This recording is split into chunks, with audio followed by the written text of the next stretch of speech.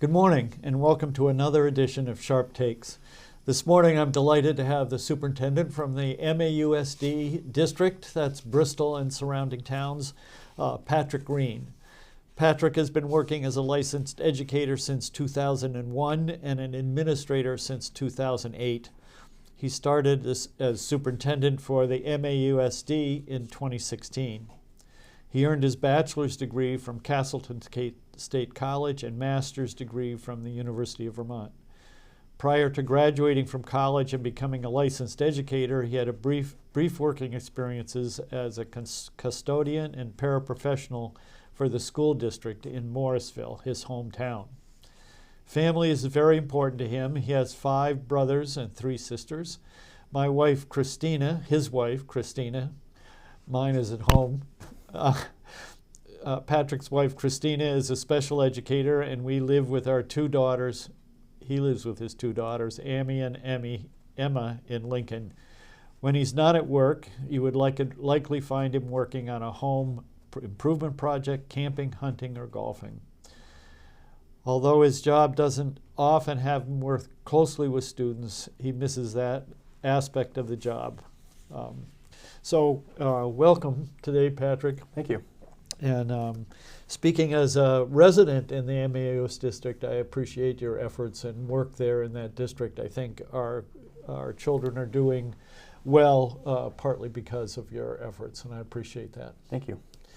So what I'm trying to accomplish here with public education is to understanding where we are now, where we want to go, how we're going to get there, and how we're going to pay for it.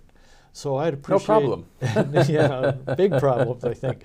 But I would appreciate your perspective, being at work every day, working to help students be successful. Where are we now in terms of our education system and in the state? From my perspective, and I've had the opportunity to share this perspective with legislators from time to time, as recently as last session, unfortunately, I think we are in a place where we have pretty significant inequities in what we're providing our students as a state. And I think we're not getting the results that we once were for students as well. And we're doing so at a cost that our taxpayers are saying is becoming too much of a burden. So I think that was effectively my message to legislators in my testimony last year, that there's really a call to action. And we're hearing a lot of conversation at the state level about that call to action, which is exciting. And there's a lot of work to be done, and a lot of the angel is in the details, as I like to say, yeah, and what that looks like and where we can be as a result of that work. So it's really important that you mentioned paying for it last. That the problem is in equity and success of our students, and I'm fearful that the legislature is going to focus mostly on paying for it and not address those other more significant issues, really. Mm-hmm. How could we do a better job with regard to equity? For me, it's really hard to completely disconnect if we think of those as 3 levers, right? So if we think about so equity, but also opportunity and quality, those are related but 2 different things. Yeah. And if we think about affordability and how we pay for it, they're all interconnected. Absolutely. And I think the importance, as we look at doing something to change our current reality, we need to be thinking about them in tandem. If we only look at one in isolation, and we pull levers in that one area, there are going to be unintended consequences, I'm afraid, in the other areas. So thinking about it more holistically is really important. So if we think about it from an affordability standpoint, I think a foundation formula is something that's getting a lot of traction right now, and that speaks to the affordability aspect. That could be great, and we could do a lot to improve equity in a foundation formula situation if we attend to some of the other levers that need to go along with that to help ensure that the dollars in a foundation formula can go the same distance in different communities. So when I think about equity, I think about equity and I think about opportunity. And I think there's great potential in the state to create better equity and equally great potential to create better opportunities for students. I think our small size, really I should say our range in sizes. We have school districts that range from somewhere around 170, 180 students to over 4,000 students. We have high schools that range from very, very small to what would be sort of typically sized high schools, I guess, in the country. In particular, at the high school level, what a small high school can offer its students versus what a large high school can offer its students varies pretty dramatically. You need a critical mass of students to be able to provide for students the kind of programming and opportunities that you want. And I think as we see small high schools, and in many cases small high schools getting smaller, that pressure to continue to offer a breadth of programming in an affordable way is resulting in having to take away programs and supports for students. So I think I read in this material about you that you had a conversation early on with people from the Agency of Education and other superintendents in the county about having one high school for the county. Mm-hmm. And unfortunately that didn't happen. So you did eventually propose two high schools getting together. And I have recently suggested that every high school that gets any kind of funding from the state needs to have a tech center associated with it. I think one of the problems with equity at the high school level is that we don't have opportunities for children that are not interested in pursuing a college degree, that they're interested in the trades, like myself. I was a tradesman. Mm-hmm. Auto mechanics is my trade, and in the county, if you live in Bristol and you want to participate in the tech center program around automotive technology down in Middlebury, first of all, there's a transportation issue getting there.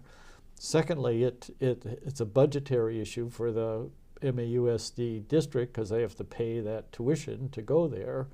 And thirdly, there's a social aspect to it, that you have to leave your home school, so to speak, and go to another school. So it seems to me that you were on the right track with one high school for the county that was a comprehensive school and Mm-hmm. had a barrier-free, I'll say, a barrier-free tech center associated with it.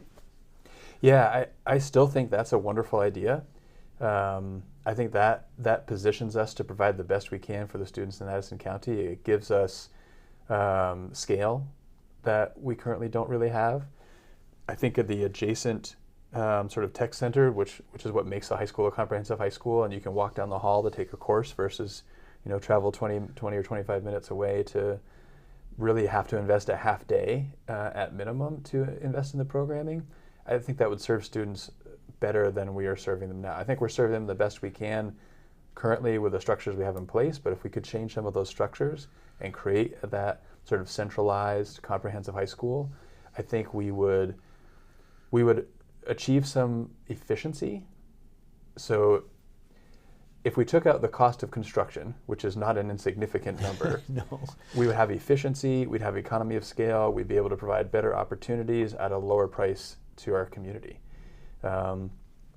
Probably one of the greatest barriers to making that happen is the $200 or $300 million price tag that would come along with constructing that facility. Yeah. Lots of politics involved as well, but just from a sort of practical standpoint, coming up with the funds to get that off the ground would be tricky. And then we have these large buildings and thinking about what do we do with them, and it starts to snowball. But conceptually, I still stand that that's a wonderful idea. Well, I think Middlebury and Virgins, those schools, those existing high schools, are on premium village property that could easily be turned into housing that we talk so much about needing. Can add to the tax base, because right now those acreages and buildings are not contributing to the tax base in those communities. Bristol's a little bit different because the school's not center city, so to speak, but it's still quite nice property that could have a housing situated there. Yep. So I think that there is inherent value in the property that would be left behind if a county-wide school district, high school was built. Yeah. And I suspect that's true throughout the state, actually. It does take the money and the courage to do that. If we took $300 million and let's say a third of it the state paid for, and you bond for the other $200 million, there's enough money in the county to be able to afford that kind of bond payment. Seems to me. And the nice part is you'd then be it'd be county-wide that you're spreading the cost of that than in a particular school district. Right. Yeah. Plus adding acreage and buildings to the tax base in the communities that are going to be paying for. Yeah, if those become private now, and relatively large, both in terms of footprint, but also probably high value, taxable. I would think, but it takes vision, it takes courage, it takes risk taking to do that sort of thing, and I think we're set up to manage that in Addison County. We would need support from the state. Whether the state's willing to do that or not is another question. Yep. And I think that there are conversations at the state level around construction aid, and there's talk about focusing construction aid in ways that consolidate schools. So it fits conceptually with the conversations that I'm hearing, parts and pieces of at the state level. What about the young kids? How do we do a better job? I think that the current design of preschool doesn't help. We have students entering our kindergarten and first grades with a wide gap between readers and non-readers, for example, and math is the gap in math skills is huge. And when they walk in your doors, so to speak, in September or late August, how do we do a better job there? Boy, that's a great question. We have looked into expanding our pre-K offering. So, thinking about quality and access of pre-K is, early education programming is the what, big picture. Exactly what that looks like in detail is where it starts to get complicated, and there are a lot of different ideas. One thing that happens in some places is schools run more pre-K programming, and then folks are typically paid at higher wages in a school setting than they are in a private pre-K setting, and access to training might be better. So that's an approach. That's an increase in cost from our perspective, the way that the funding works right now through the universal pre-K. So we'd have to account for that. Another way would be to support our private pre-K providers in helping them provide the kind of experience and opportunity that they'd like to offer. I tend to lean more that direction, and how can we partner with private providers rather than, in particular, bringing 3 and 4-year-olds into school buildings. What we found when we looked at expanding our pre-K offering was when we moved the 3 and 4-year-olds from the private providers into the school setting, we're taking away the bread and butter of those private providers. With the ratios of students to adults, you can have more of those 3 and 4-year-olds and fewer of the infant and toddlers. So our fear was we would have an unintended consequence of either shuttering current pre-K providers and child care providers, or at the very least, perhaps significantly increasing the cost for infant and toddler care, which is already very high and already very limited. So as we became to realize that, we pulled back pretty quickly that's not going to help the system at large, even if we think that's going to be great for 3 and 4-year-olds. I see. The problem with the current system is, though, that with the subsidies and funding fashioned the way it is, low-income families find it very difficult to take advantage of that is actually exacerbating the gap, isn't it? Where we've sort of put some money in and improved the educational opportunities for kids who are in pre-K, which tend to be families of means. So now they end up in your schools even greater gap between reading skills and math skills than it was a decade ago.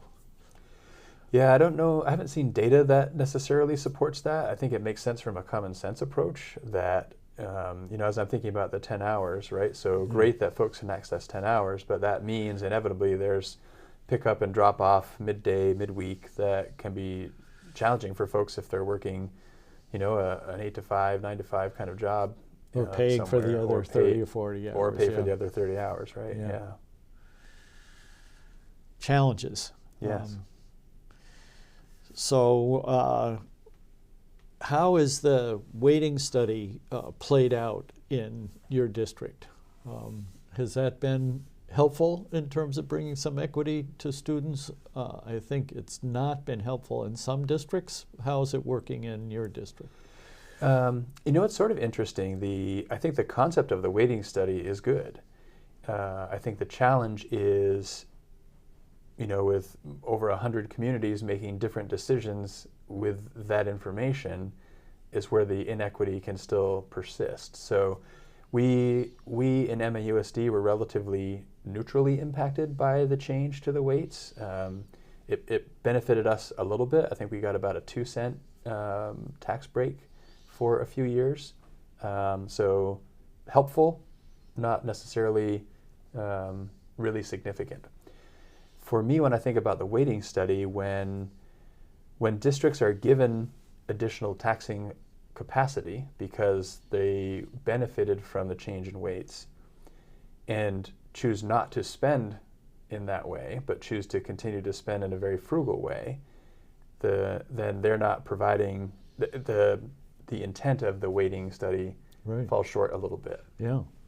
And I think we are seeing that. We are seeing districts that historically spend higher continue to spend at that rate, and districts that spend lower continue to spend at that rate. So I don't think we're seeing the closing of that gap that is intended. Yeah.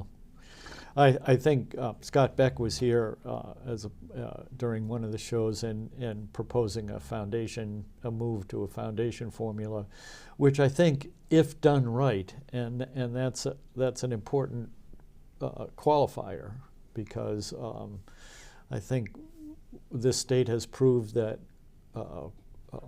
block grants and foundation formulas can be done incorrectly, because we've done that a couple of times historically, which led to Act 60, actually.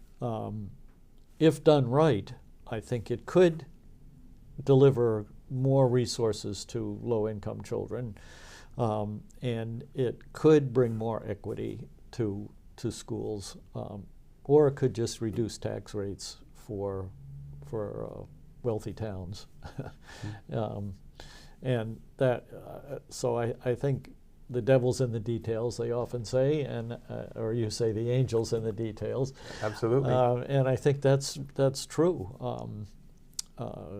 If the foundation formula is adequate, meaning like $14,500 is my guess per pupil, and it was indexed to the average spending throughout the state, so that low-income districts would continue to get increased amounts as needed, as inflation demands, and we could see more equity come in some of these districts where there's little or no money, and so they spend little or no money on their kids who are in poverty to begin with.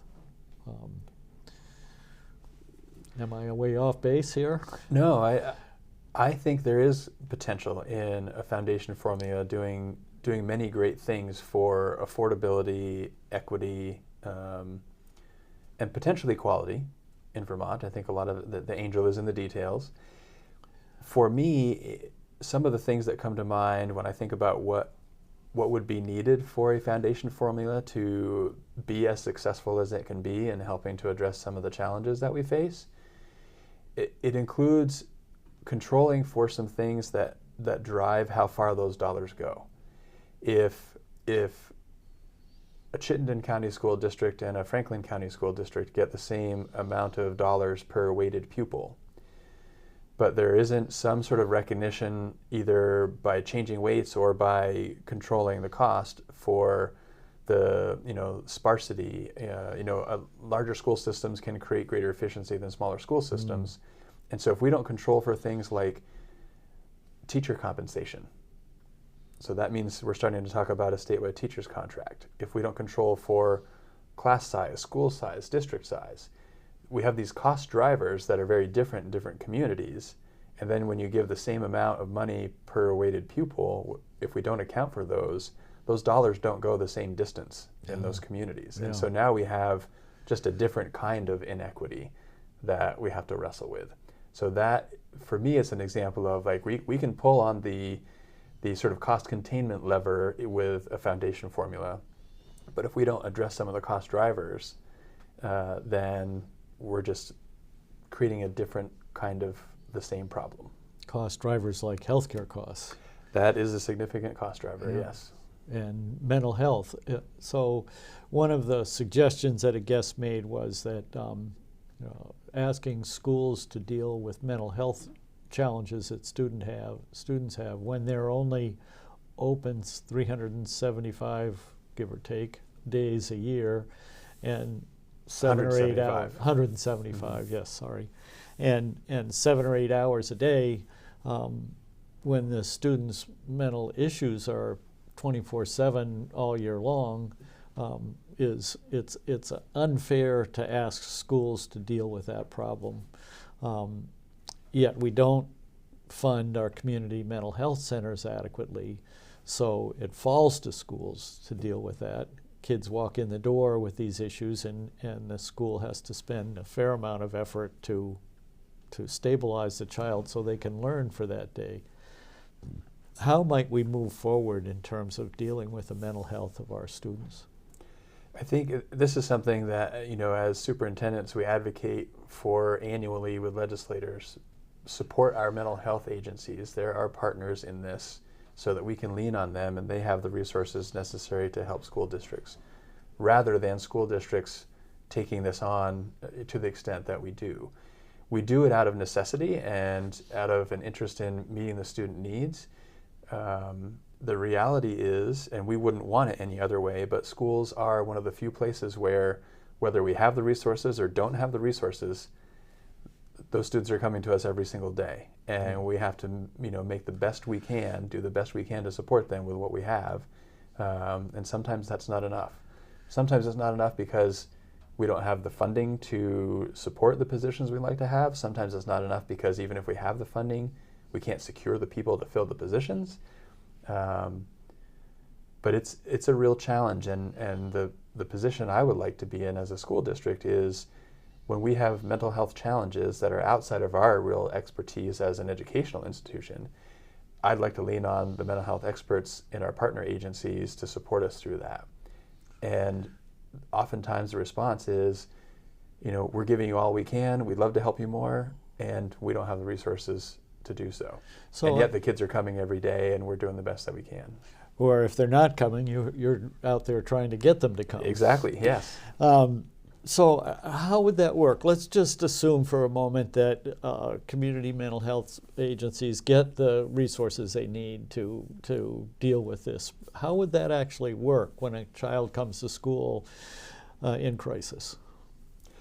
I think it is really specific to the individual student's situation in terms of what that student needs. And then it's the partnering between the agencies, sitting down together with that particular student, that particular family's needs, and talking about what are these needs and what resources do our mental health agencies bring to bear on supporting those families and students, and what resources are within the school district's realm, and how do we pair those up to ensure that the students are getting the support they need. So it has to be that kind of a partnership. So a mental health professional comes into the school and, and deals with the student, and Very well could be, and then how does it work after school and with the rest of the family?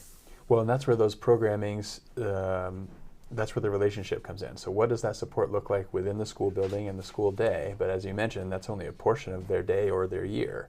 Yeah. And so what then do our community partners have for resources to support those students and families? And again, thinking about the family unit is important in the evenings, on the weekends, during the vacations, and then that partnership comes back in when the students return to school. Yeah, it's a big challenge. It seems to me. It's an incredible challenge, and it's very challenging, and it's slow work. Like addressing mental health needs in a really effective way doesn't happen quickly, and that can be really challenging within a school setting, and it can be challenging for community members that have experiences that result from student mental health needs. Yeah. And as a community, we need to be patient and persistent in that kind of support. So one of the things that drives me nuts about the legislature passing a bill, we did a special education bill in 2018 that is yet to be fully implemented. And the notion there was that students would be able to get help earlier, before they had a label. Is